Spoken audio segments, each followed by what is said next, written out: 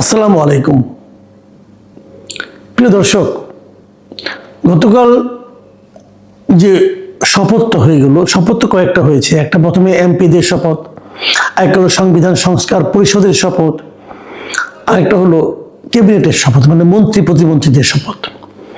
তিনটা শপথই হয়েছে, কিন্তু এর মধ্যে একটা শপথ সংবিধান সংস্কার পরিষদ, সেই পরিষদের সদস্য হিসেবে যে শপথ নেওয়ার কথাটা, সেই শপথটা বিএনপির লোকজন নেয়নি। এবং বিএনপির এমপিরা বলেছে যে আমরা এই শপথটা নিতে পারি না, আমরা কেবল সেই শপথগুলি নিতে পারি যে শপথগুলো আমাদের সংবিধানে আছে। এই যে সংবিধান সংস্কার পরিষদের সদস্য হিসাবে আমরা যে শপথ দিব, আমরা যে ওই সদস্য নির্বাচিত হয়েছি, এটা তো সংবিধানের মধ্যে নাই। কাজে আগে আমাদের এটা সংবিধানের মধ্যে ঢুকাতে হবে, তারপরে আমরা শপথ নিব। এগুলি নিয়ে কিন্তু অনেক হয়েছে, অনেক আলোচনা হয়েছে। মানে মূল জিনিসটা হলো জুলাই সনদ এবং সেই সনদের সংস্কার, সেই সংস্কারের বাস্তবায়ন করতে যে ঐক্যমত্য কমিশন যেটা করেছিল আলী রিয়াজ সাহেবরা, ওনারা ভেবেছেন যে রাজনৈতিক নেতৃবৃন্দ হয়তো তাদের কথা রাখবে না, অতএব জোর করে আগে একটা গণভোট করে নিয়েছিল। এগুলো হলো কি জানেন, ওই যে ঘোড়ার আগে গাড়ি জুড়ে দেওয়ার মতো ব্যাপার। গণভোট এইভাবে হয় না। আর তারও চেয়ে বড় কথা, আপনি যে গণভোটটা করলেন, এটা তো সংবিধানেই নাই। যে জিনিসটা সংবিধানে নাই সেটা আপনি কিভাবে করবেন? সেটা তো আপনি করতে পারেন। এখন কি হয়েছে, গতকালকে দেখলাম এটা নিয়ে আবার আদালতে চলে গেছে একজন, বলছে যে গণভোট ইটসেলফ আনকনস্টিটিউশনাল, মানে অবৈধ। এখন যদি আদালত যদি বলে হ্যাঁ তাই তো, এবং আদালত না বলে কোনো উপায় নেই এই কারণে আদালত তো সংবিধানের বাইরে যাইতে পারবে না। এখন সংবিধানের বাইরে বিপ্লব হয়েছে, এটুকু আমি মানি, কিন্তু আদালত যখন রায় দেবেন তখন তো সংবিধানের বাইরে যাওয়ার কোনো উপায় নাই। এবং যদি আদালত সংবিধানে মেনে রায়টা দেন, তাহলে গণভোট অবৈধ হবে। যদি গণভোটটা অবৈধ হয়ে যায়, আমি যতটুকু বুঝছি আর কি, নাও হতে পারে, আমি জানি না কখন কি হয়ে যায়। যদি অবৈধ গণভোটকে বলে দেয় আদালত, তাহলে কি হলো? তাহলে এই যে গণভোটটা হলো, এর জন্য যে ব্যয় হলো, যে পরিশ্রম হলো, এই জন্য যে বারবার আইন ভাঙা হলো, আইন ভাঙা হয়েছে। কিন্তু এই আলী রিয়াজ সাহেব আইন ভেঙেছেন, এই গণভোটে ভোটের পক্ষে তারা ভোট চেয়েছেন, এবং সরকারি কর্মকর্তা কর্মচারীদের সেই ভোট চাইতে ওনারা বাধ্য করেছেন, এবং বাধ্য করার মাধ্যমে প্রত্যেকটা সরকারি কর্মচারী কর্মকর্তাকে ওনারা আইন ভাঙার কাজে বাধ্য করেছেন। হয়েছে, বিপুল অর্থ ব্যয় হয়েছে। তো এই সবই যদি অবৈধ হয়, তাহলে অবৈধ এই কাজটা যারা উদ্যোগ নিয়ে যারা শুরু করলো, মানে প্রধান উপদেষ্টা একটা ভাষণ দিয়ে শুরু করছিল গণভোট হবে, তো তাদের সবাইকে তো ক্ষতিপূরণ আদায় করা উচিত তাদের সবার কাছ থেকে। ভাই, জনগণের টাকা, এটা আপনার বাপের টাকা তো না ভাই, আপনি আমাদের টাকাগুলি দিয়ে অপচয় করলেন কেন? যে কাজটা করবেন সেটাকে জেনে নেন, বুঝে নেন, আইনের পরামর্শ নিয়ে নেন, সুপ্রিম কোর্টের রেফারেন্স নিয়ে করতেন কাজগুলো। আপনারা নিজেরাই সব জানতা, আলী রিয়াজ সাহেব এখানে আসছিল, সব জানতা, তো সব জানতে এখন তো ধরা খেয়েছি। যে কাজটা নাকি আজকে বিএনপি করেছে, এটা করাতে কি হলো? এটা করাতে যেটা হলো যে জুলাই সনদ বাস্তবায়নে যে কাজটা ছিল সেটা কিন্তু ঝুলে গেল। দেখেন এখন ঘটনাটা কি দাঁড়ালো, কতগুলি জিনিস, এগুলো একদম হিসেব মিলাতে পারবেন না ভাই। আমরা যখন বাজে না তখন এরকমই বাজে।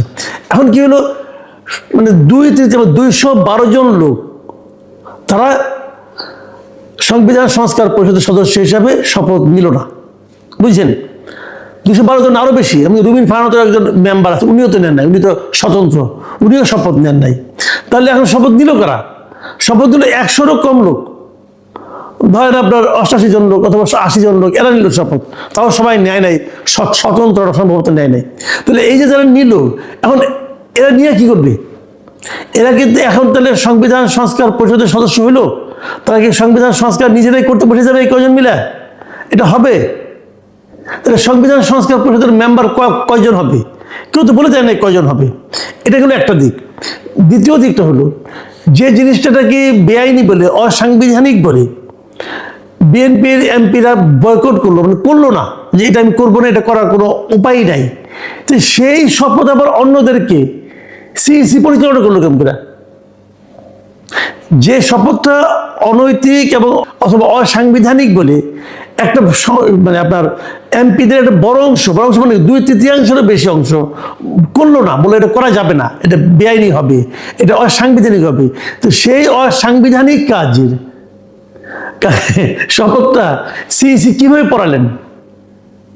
এই সমস্যাটার সমাধান কি কেউ করেছেন? কেউ ভেবেছেন এভাবে? কেউ ভাবেননি, অথবা ভাবলেও বলেননি। তার মানে কি, আইন প্রণয়ন, সংস্কার করা না করা, শপথ নেওয়া না এই সবগুলিকে না একটা ছেলে খেলা বানিয়ে দেওয়া হয়েছে। এগুলি ভাই ছেলে খেলা না।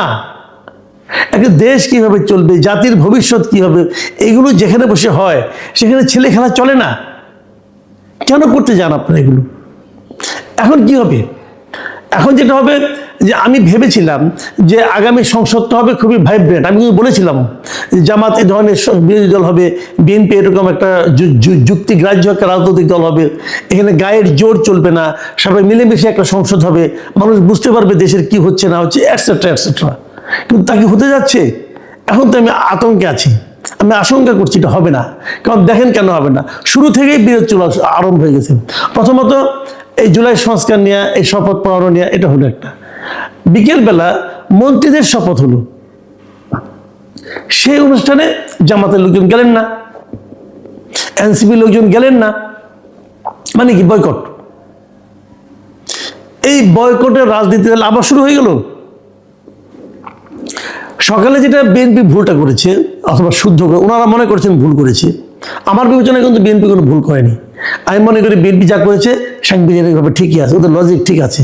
বাট জামাত এনসিপি মনে করছে বিএনপি ভুল করেছে। ঠিক আছে, জামাত এনসিপিকে আমি বলি যে ভুল যদি হয়, ওই ভুলের কারণে আপনারা পরের অনুষ্ঠানটা বয়কট করলেন কেন? আপনারা যদি পরের অনুষ্ঠানে যেতেন তাহলে অনুষ্ঠানের সৌন্দর্যটা বাড়তো না?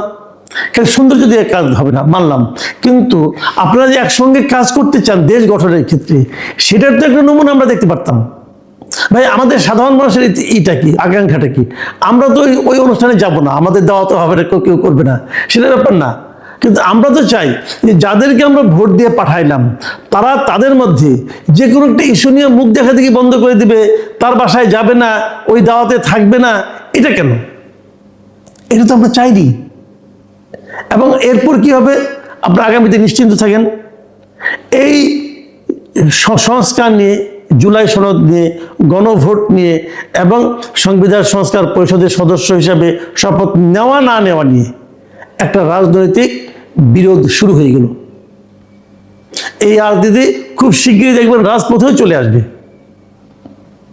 তো